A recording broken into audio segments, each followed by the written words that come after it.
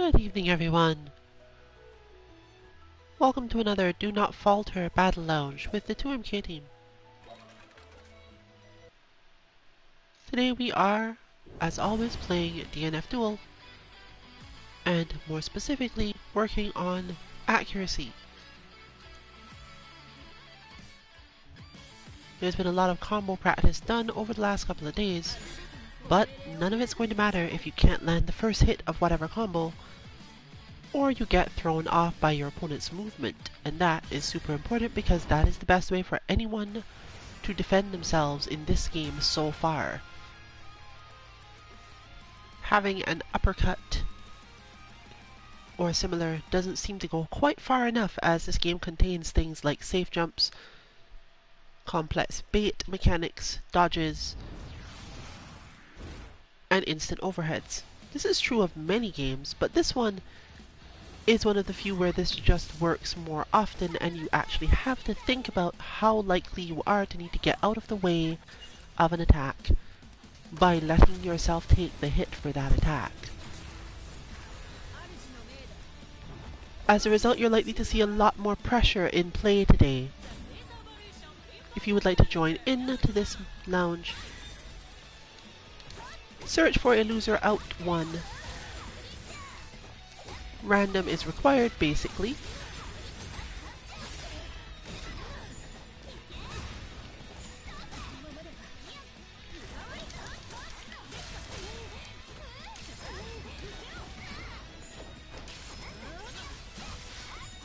But if you've got good enough connection to anywhere, and you are in the US, you should expect you'll be basically okay.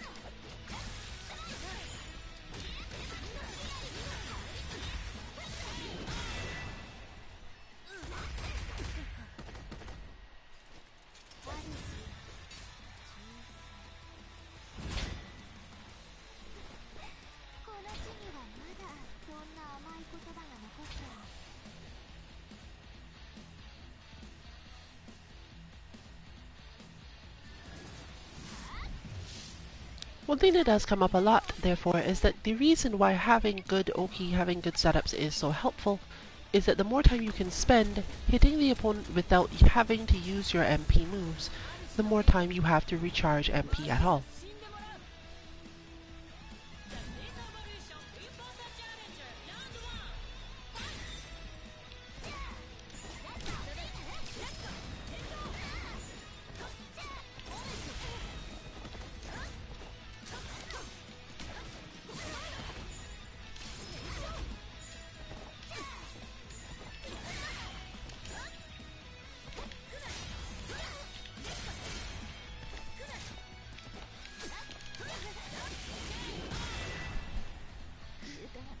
Different characters do achieve this in different ways, though.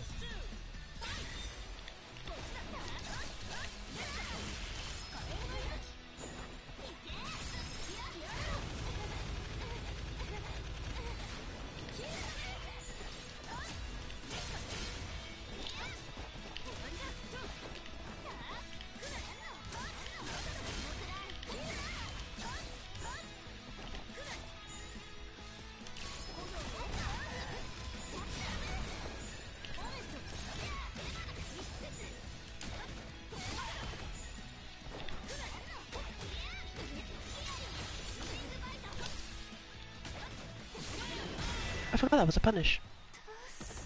I've seen that move before though. How strange.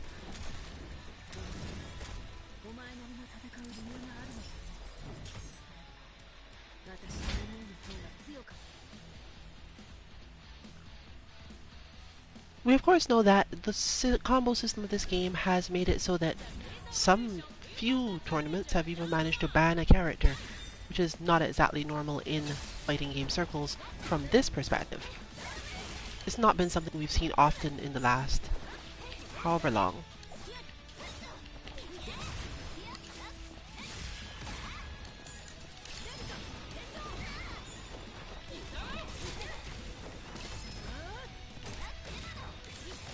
For various reasons, of course. But normally, things are patched a little early since the games have the capacity to do that, and people believe explicitly this is good, this is bad, this is intentional, this is not intentional.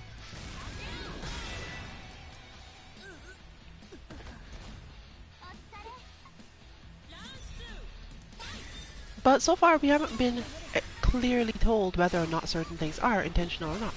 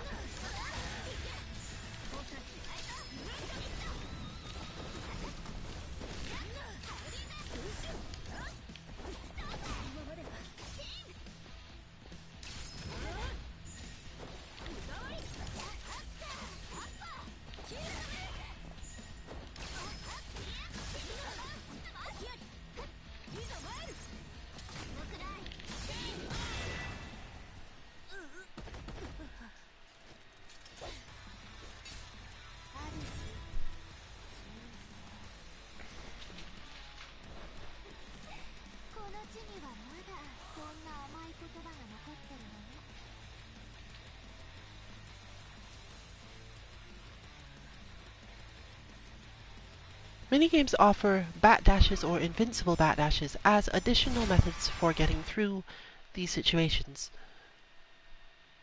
In this game, it seems that the answer is sometimes neutral jump.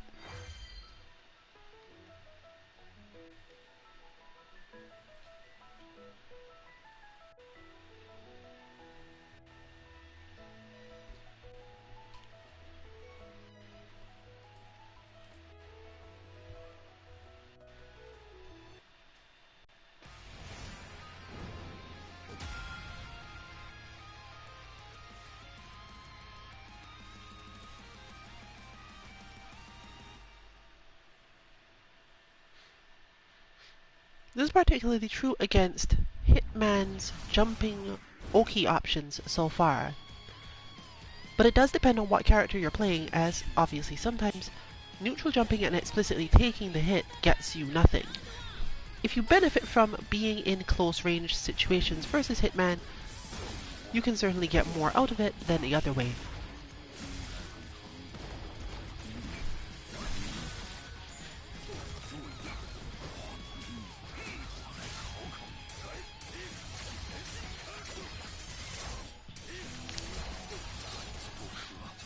Similarly, there are scenarios like that one where you know you've learned the spacing for only most of your opponent's attack to hit, but you must question, do I have time to forward jump? Do I have time to neutral jump? And get myself into a better position for another attack, or do I have to hope that I have an attack that actually reaches the spot I want?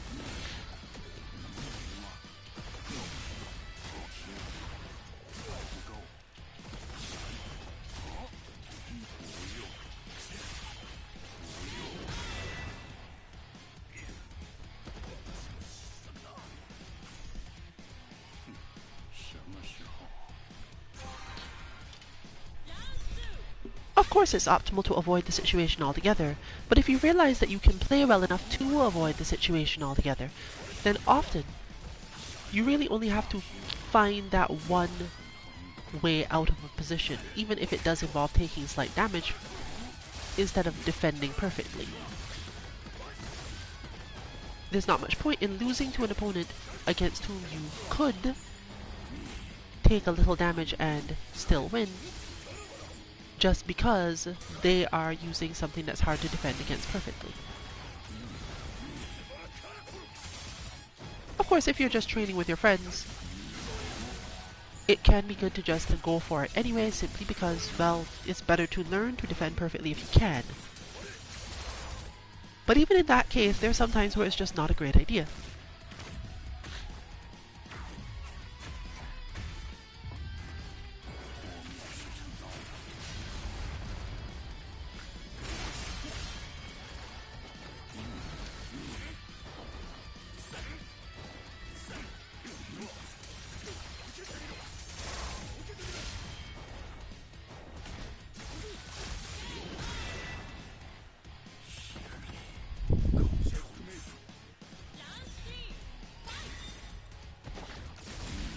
Attempting to play perfect defense of certain things will put you in a defensive mindset, which is something that your opponent will often be able to take advantage of if they understand you well enough.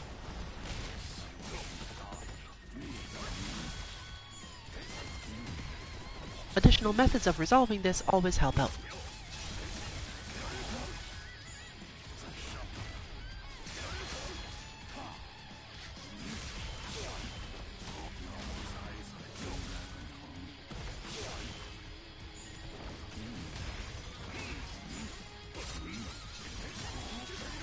This is even more true when you have the sort of character who can do a lot of damage at once themselves, but also is limited in how much they can do that damage early on in the game, rather early on in the round.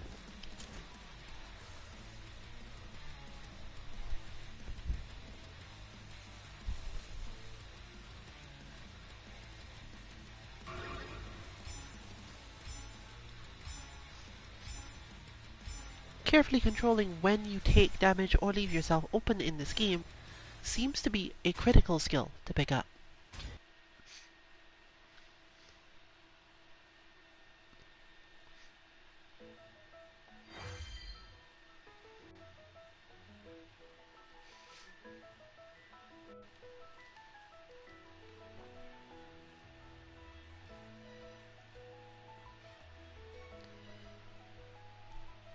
This is, as always, our NA lounge.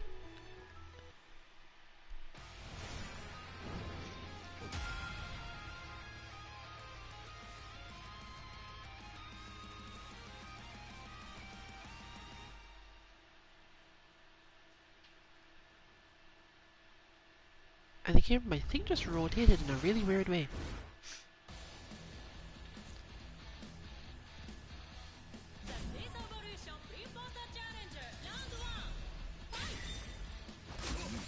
Oh, I see what happened. It probably thought the match didn't end properly and therefore just reset it.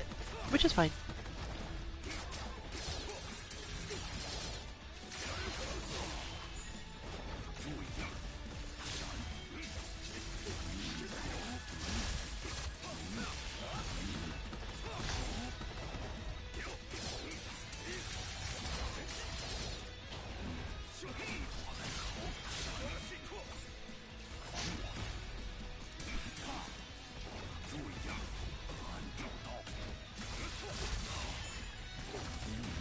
But as I was noting, if you want to join in, you are looking for a lounge that is loser out, and with a size of 9. There is no ID for this lounge, although we are starting to get to the point where we might need to put one.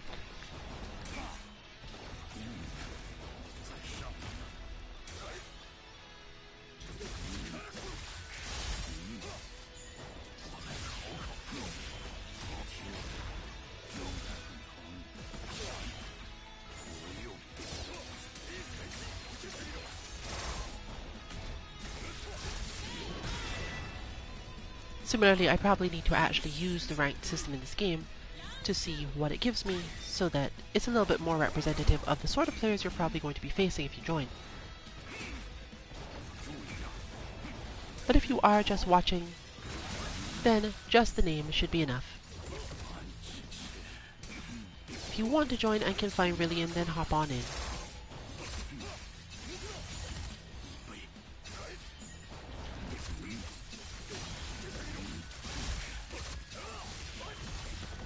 Here's one of those situations.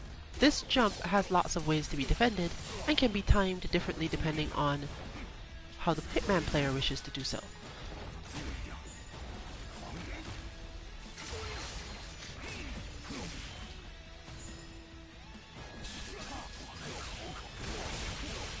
Understanding how best to put that in perspective for yourself has to do with not only the amount of health you have,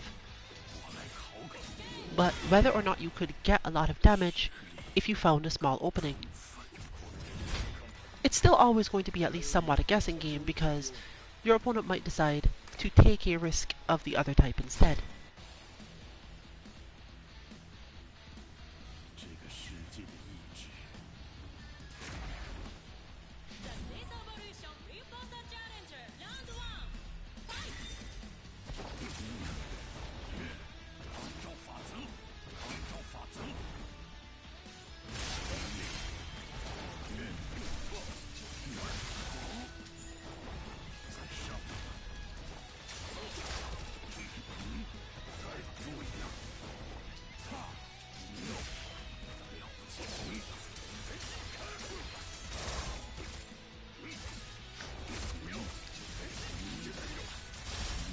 I find myself watching this character extra simply because one of the things fighting game players are trained to watch after a while is the other character's legs.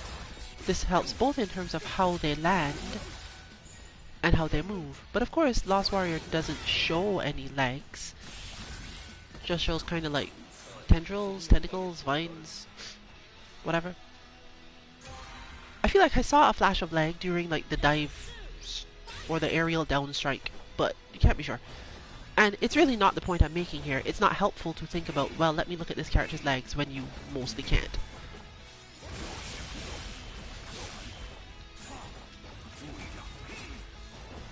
Even if they are there, they're hidden well enough that it doesn't matter.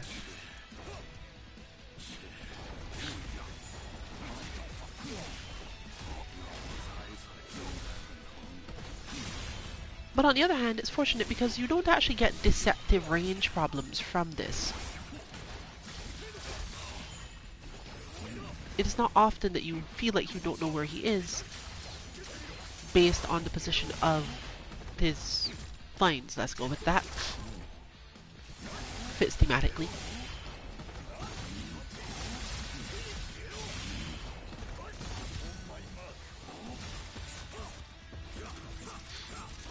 I think the scale is funny, so it might not be death. There we go. Well, that was the riskiest jump of all time.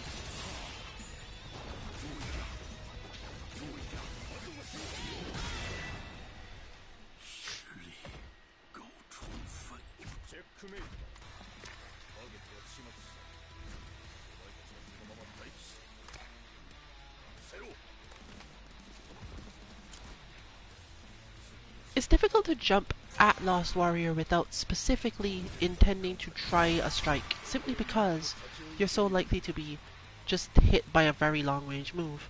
But the timing for this is difficult.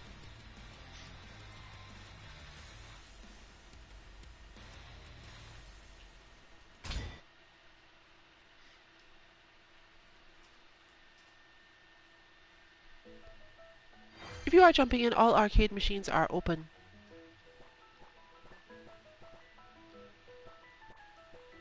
Even if you don't explicitly want to fight us, therefore, you can see whether or not someone else fits your bill.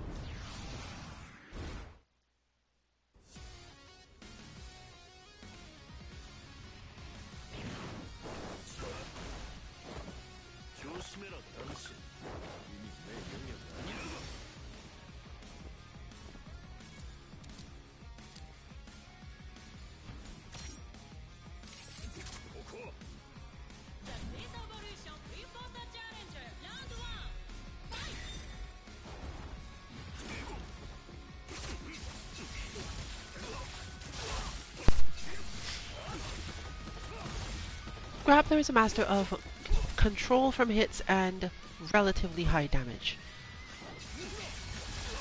But he's not terribly good at getting in on opponents if you're trying to actually hit them.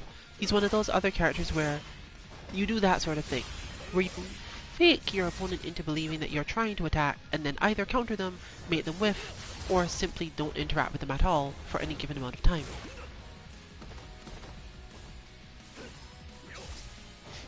But you must somehow create a credible threat that you actually intend to attack, which makes it much harder, as characters that don't have long range have more trouble convincing the opponent that attacking is a thing they're going to do. Also, characters with extremely long range.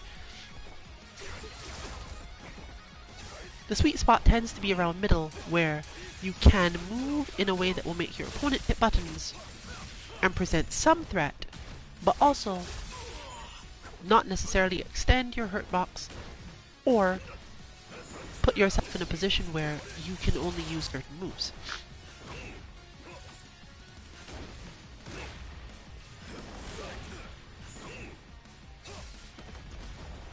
This is therefore one of the reasons why you find that Grappler players will generally jump as much as they do and use that over flip move.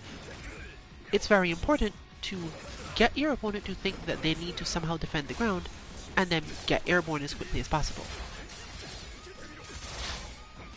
Similarly, there are gaps in many people's flows where Grappler can do this, but it's more specific than just, okay, let me use a move. A lot of the time, in order to play a character like this, you need to spend a lot of time actually studying and learning gaps, which fits the theme and lore of the character quite well. Most of the time, the martial artist character in this type of game should be played as if you had years of training in whatever world they're in to learn all these different styles and all these different timings for hitting and all these different ways of doing things. When you've got enough experience with man swinging sword at you from full screen distance, then it's easier to deal with when that will happen.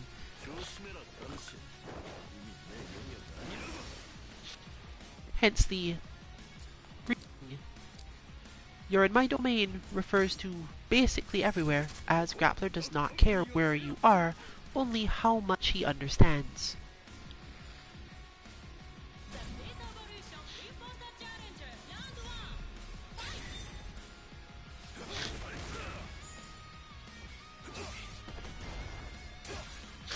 Trying to measure distance for your opponent to make mistakes is also obviously valid, but given that you have much less range, your opponent is not very incentivized to do more things in a way that would cause them to make mistakes.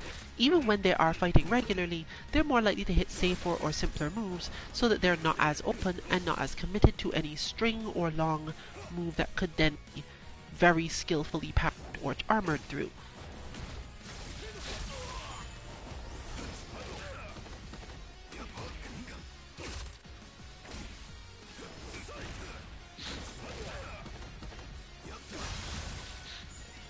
Similarly, it's often better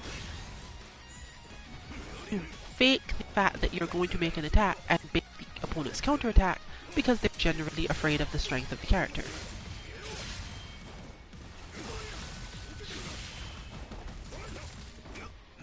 Not having to be on defense for as long is another strong option you have. While his parry does not work on those and starts up relatively slowly by most standards, there are a lot of moves that people use, particularly Hitman, where the move is going to hit eventually, so you can't just try to power through it or move, but it isn't necessarily hitting at the time. There are definitely moves Hitman uses in neutral where he's not explicitly hitting with the full move at the time that he does it. other moves that have long startup, where you don't have time to get into the move to do anything about it, but if you have a button that will just let you parry, you could just stand there. And this will, of course, cause a limit to the amount of times that these moves are a good idea for the Hitman to use.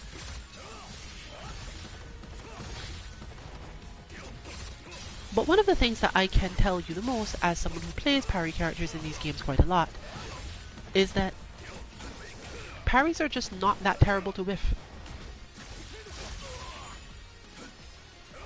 Unless your opponent was very much in the perspective of, I'm going to make sure I'm looking for this parry, you can just get away with hitting them a lot of the time.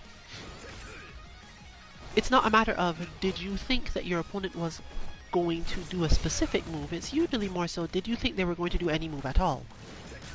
And you can do this while just waiting in neutral, or more accurately, usually when you're advancing.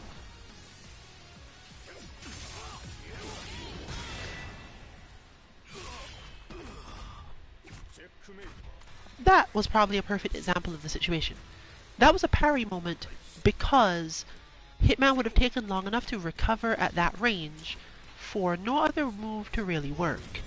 But the one move that is used at that range is also one that would hit the parry and probably get grabbed.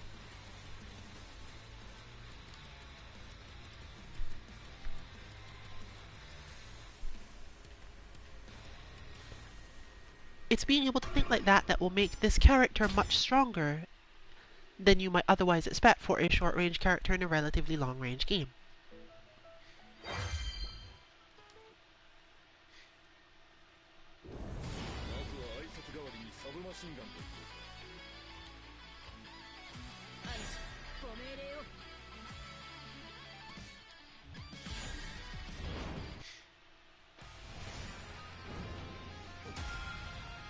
And so we return to the Sky Tower.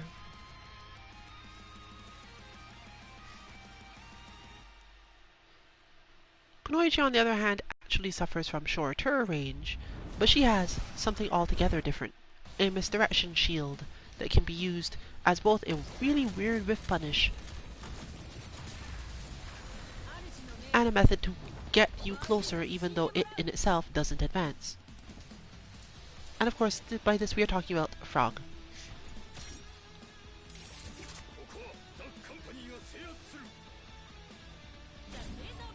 Of course, you should not ever discount the fact that you can just throw kunai at things. But sensible players will usually just block kunai.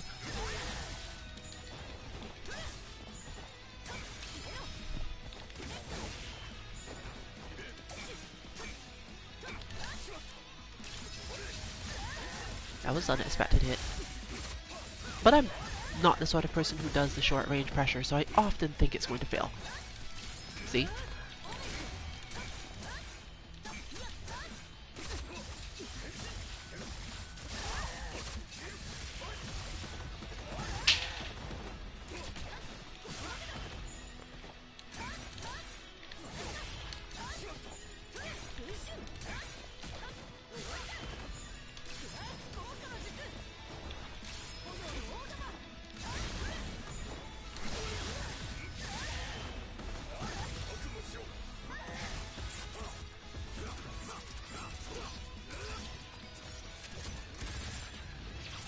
Of course, I must also work on my various safe jumps and strikes that will force my opponent to get into those positions.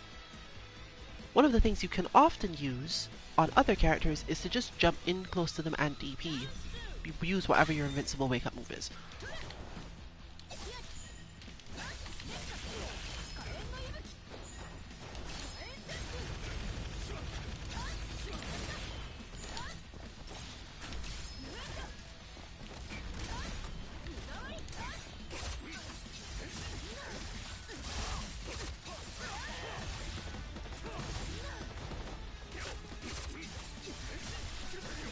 That was therefore a real jump, as my neutral jump did nothing against it.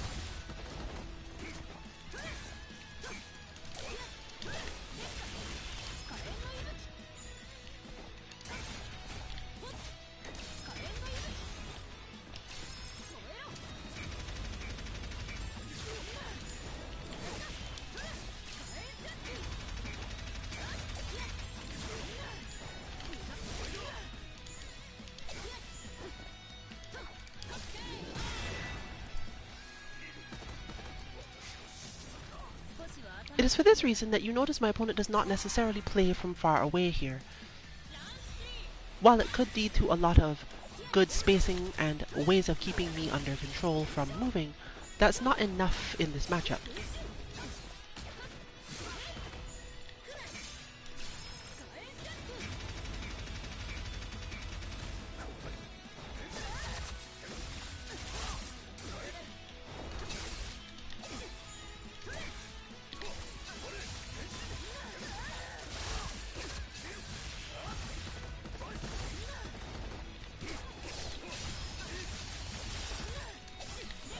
Unfortunately, her uppercut, her invincible move, is not very great.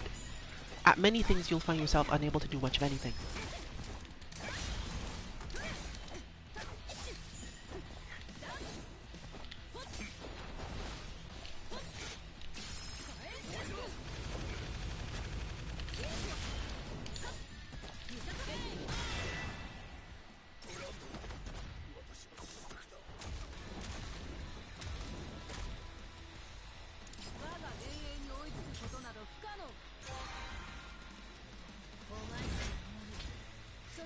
Similar to Grappler though, you'll spend your thought of your time figuring out exactly which move you have that shortens your own hurt box just a little bit.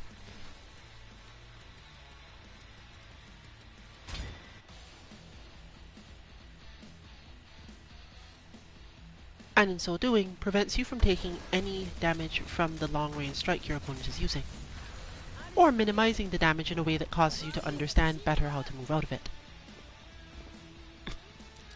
Any obvious approaches tend to be bad, but because approaching itself automatically has so many options, there's not a thing that counts as obvious just because you've approached.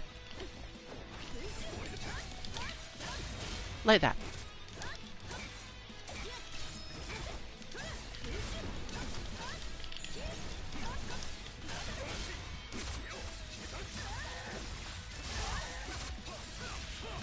But much like Grappler, you must learn sometimes more advanced combo systems because of this.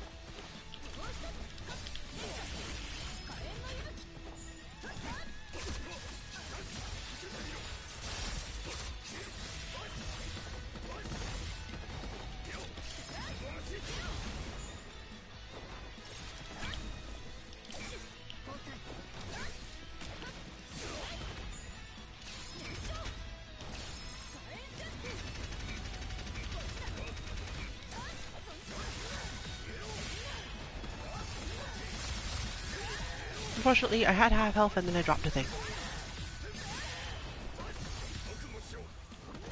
I think this actually might not kill, but the situation is so bad it no longer really matters.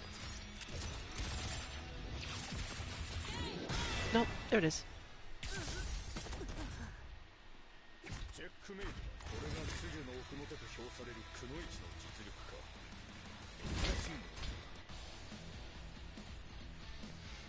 This game is rather punishing in that way.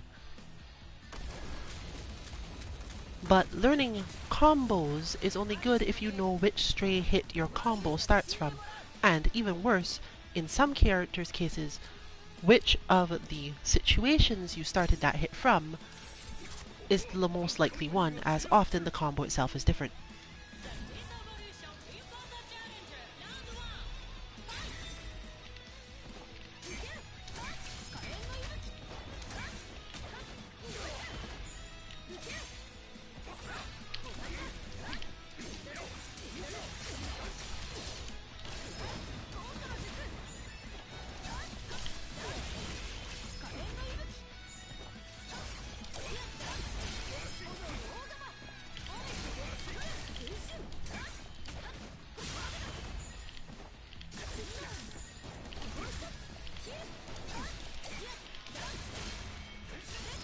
You'll notice, for example, I use the little uppercut move she has quite often, even though this should be unsafe to do at least most of the time. This because, against most characters, there is a range at which they can't do much about it.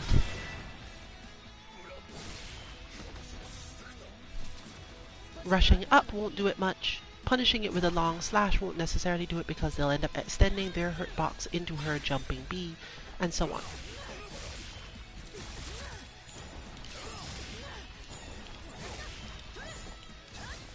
But which combos you can and cannot do from that move at different times matters a lot.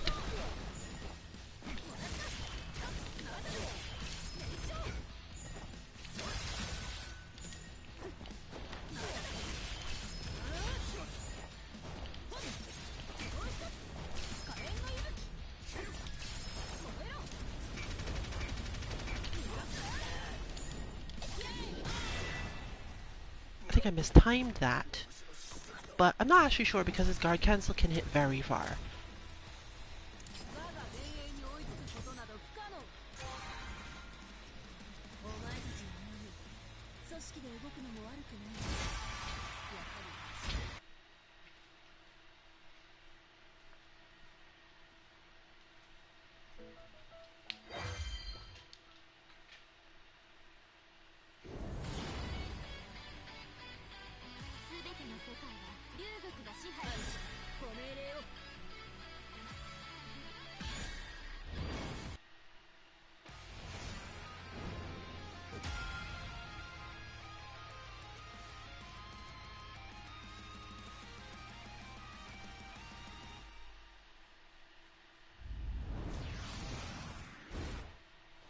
Similarly here, there's a lot of getting precise positions for tornado stuff, while staying out of the range of everything else, but that's mostly a double jump question. Using your double jump correctly in this matchup is 90% of the matchup, as it's the only way to force your opponent into doing things that aren't necessarily good ideas more often.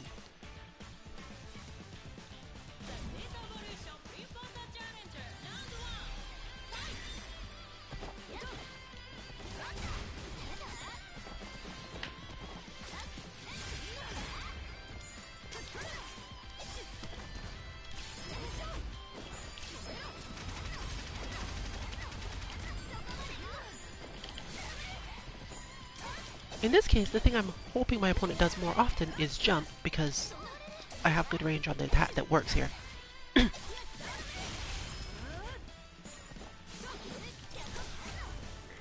But most importantly, the double jump gives you a lot of time to make a decision about certain things. And your opponent has less time to make such decisions. The entire point of a double jump character is that they see something happen and then can't trust what has just happened as a marker of what should happen next, because you can always just not actually double the jump.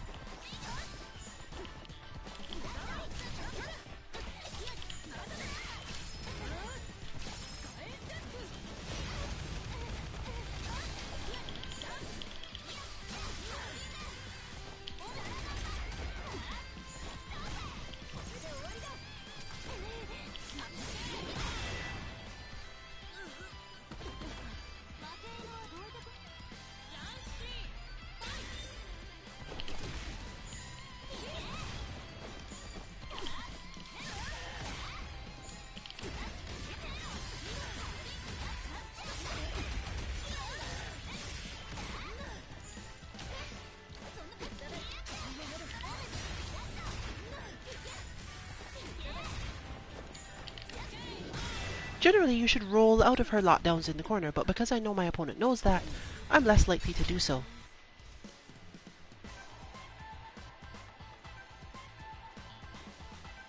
Secondary reason being that characters without longer buttons don't benefit as much from doing so.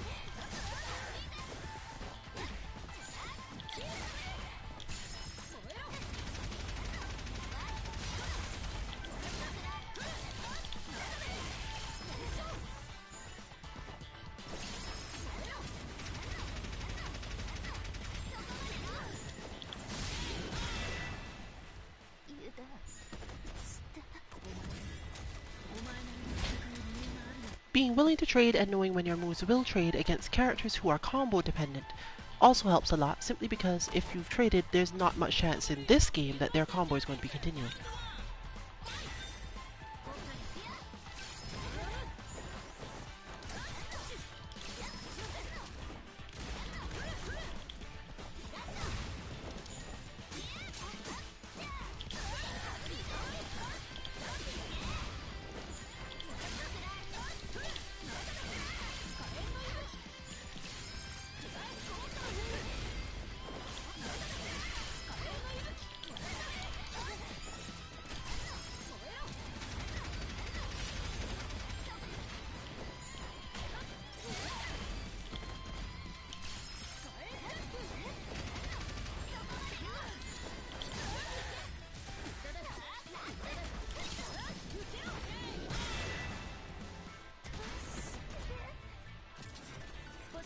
That was another case of being able to know that because of the pushback of that move, there was going to be less of a specific thing happening, that it was okay to continue.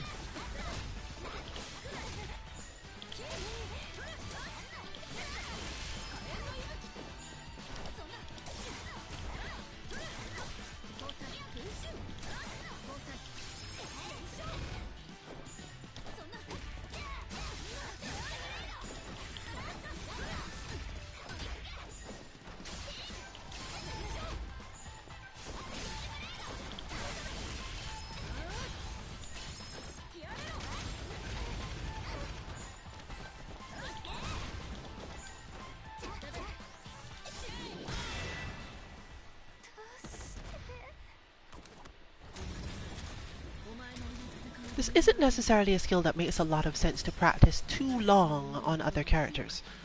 Usually the moves they have reach at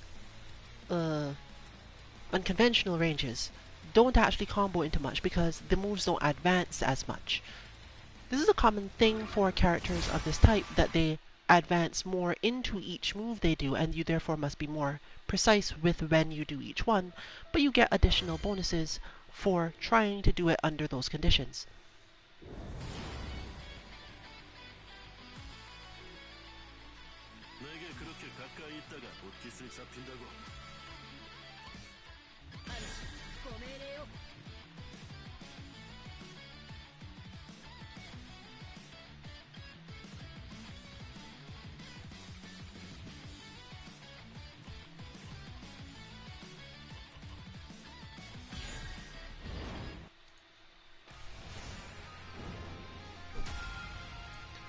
This is a matchup where the Grappler actually has to be somewhat more offense-based, but can quickly let go of that offense at any time, mainly to tire the Kunoichi out. Basically, footwork, dance around, don't get hit, and wait for her to get tired before you do. In order to avoid getting tired, she often needs to put more energy into moving around, and in that case ends up more vulnerable. But because she is still good at this, I'd say the matchup tends to be relatively even.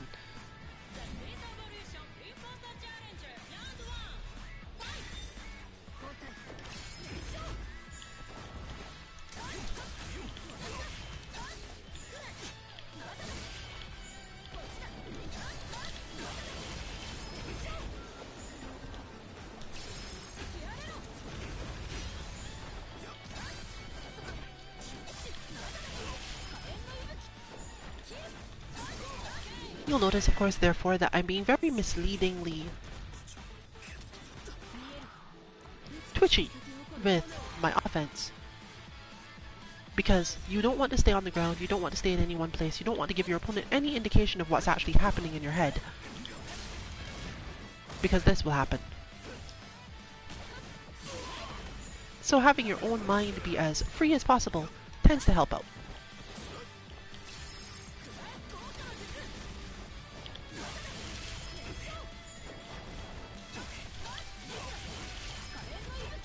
And of course, measure spaces as well as you can possibly manage.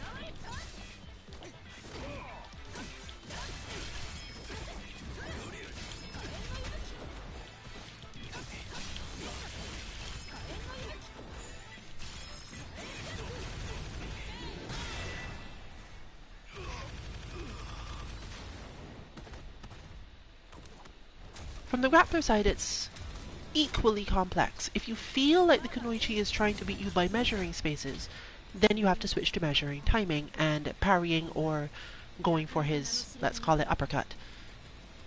And similarly, if you realize that that is working too much, most likely they're going to go back to pressuring and doing other things that require you to defend and not specifically try to measure timing. In short, they both have one set of moves for messing with opponent's timing and another set for messing with opponent's spacing, and bounce back and forth between these in the matchup. Discounting all options for pressure, that is.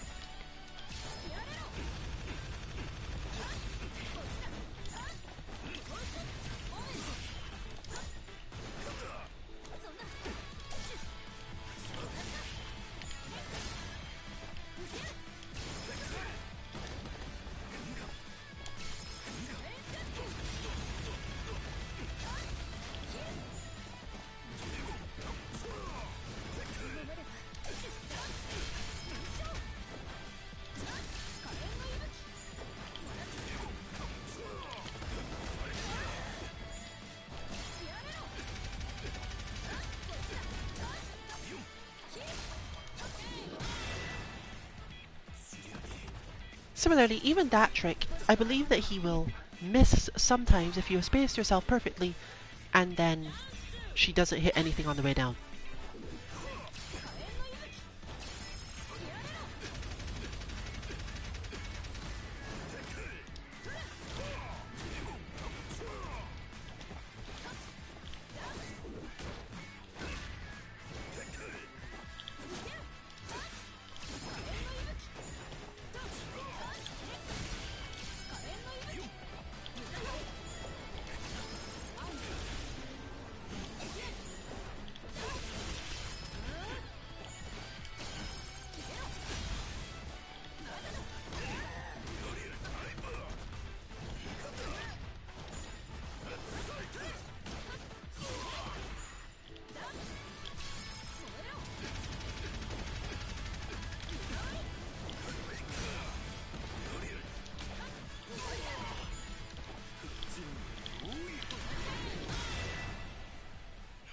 that is reactable, but not necessarily a good idea to react to it.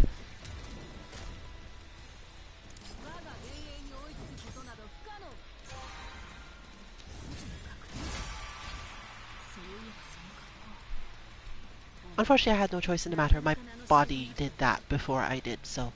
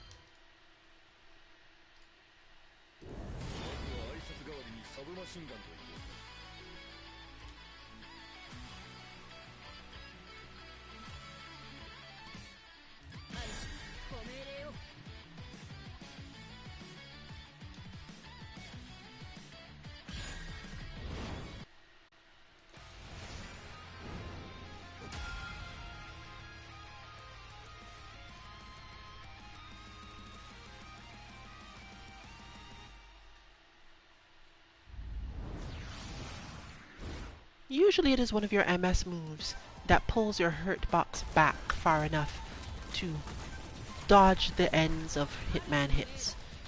But it's also helpful if you understand which of your moves will launch an attack into the space. In her case, it is her down MS, basically her uppercut, because it will put her off the ground as well as placing an attack. So if you expect that you have to deal with that, just throw this out, and it is even better given that you can't actually die from doing it from the secondary hits of the same attack style. You can, however, tire yourself out doing this too much in neutral, so don't think of it as a defensive thing that you can just keep doing for that reason.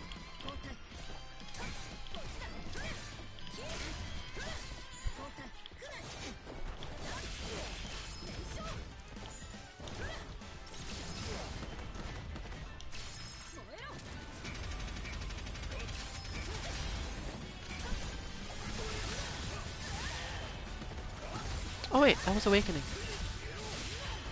Oh well.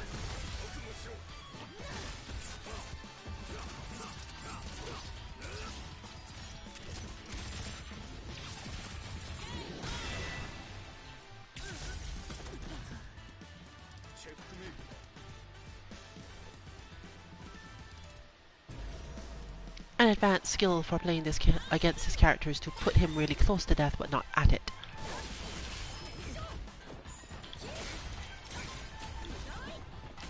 I don't suggest trying this too much.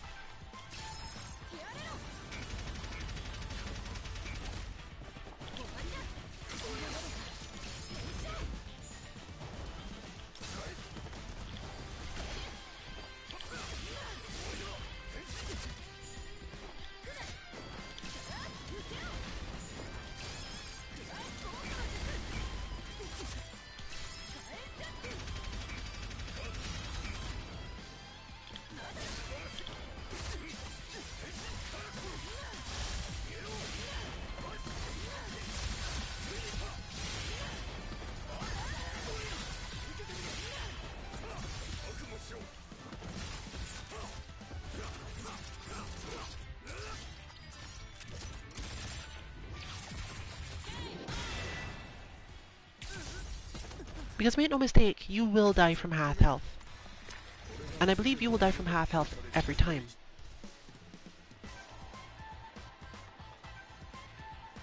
Of course the answer to this is to quote-unquote play perfectly so that you never take any hits at all.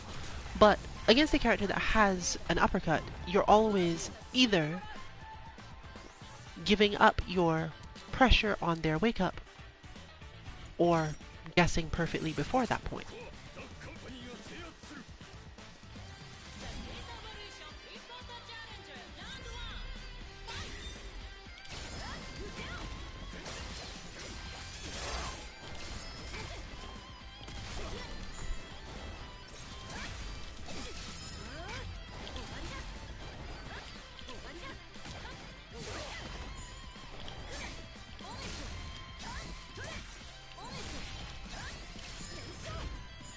Still, This is the correct moment. Almost dead, but not awakened. And my health is full.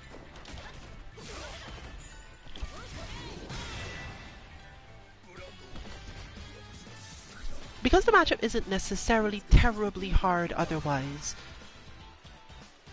you get a lot more time to think about what position you're in relative to that.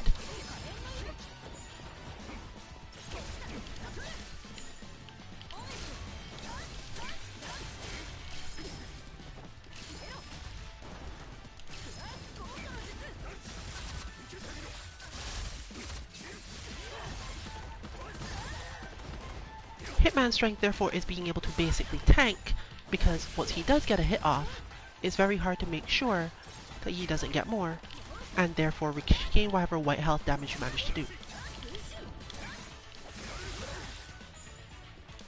Here, for example, I have to be very careful, because that is too much damage. It's the kind of too much damage where I have to do more things than I was otherwise planning to do, simply because I can't go near anymore. Or rather, I can't mess up anymore. So immediately switching to zoning, or at least to using less options, as any mistake ones will result in death, has to enter your mind at that point. And this is particularly true for a character who is very pressure heavy in normal styles of play. Recognizing that your pressure didn't get you there for whatever reason. Your opponent is awakened, and you can die from half health, means that you aren't necessarily certain whether or not your pressure is going to pay off. Guts is a good idea, but not always.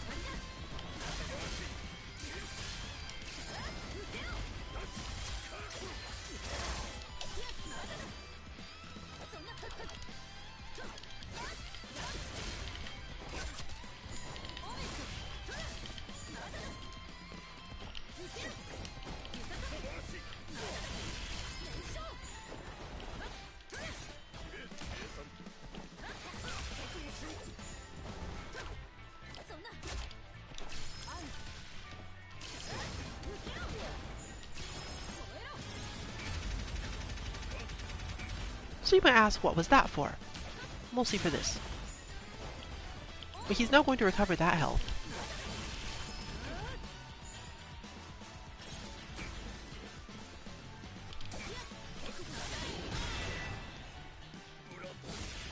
And you have to be very aware of the speed of your strikes.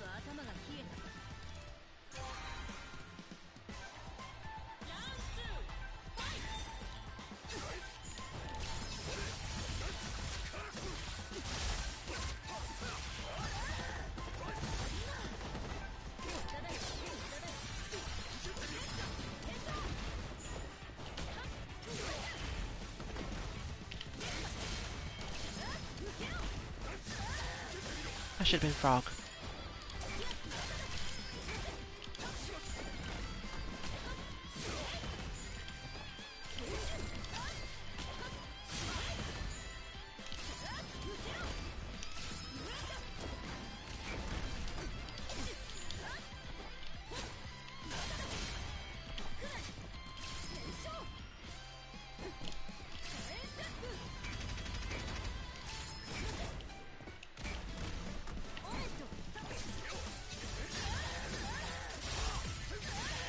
But a side miss means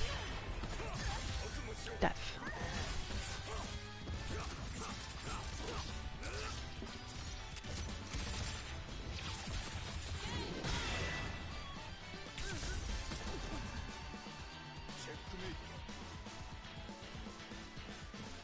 But note that it wasn't a helpless situation. There was an answer to that side miss. It's just one that you have to recognize that you are going to miss your movement for it to help.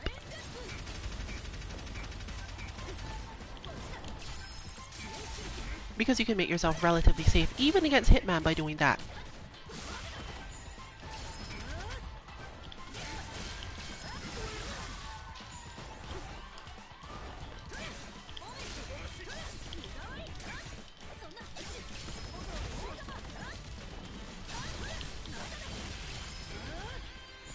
Ah, good old frog.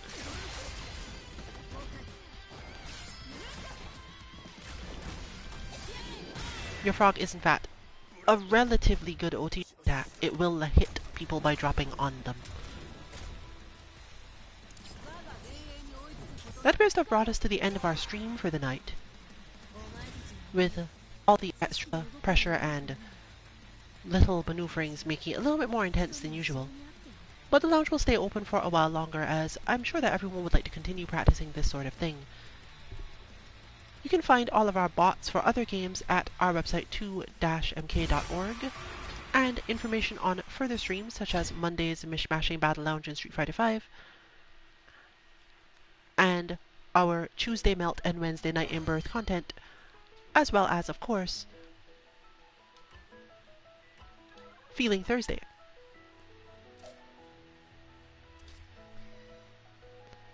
But that's all we've got for now. Some of us may be leaving if you're jumping in, and some of us probably will not. This has been Rillian, 142MK. Good luck with your training and good night, everyone.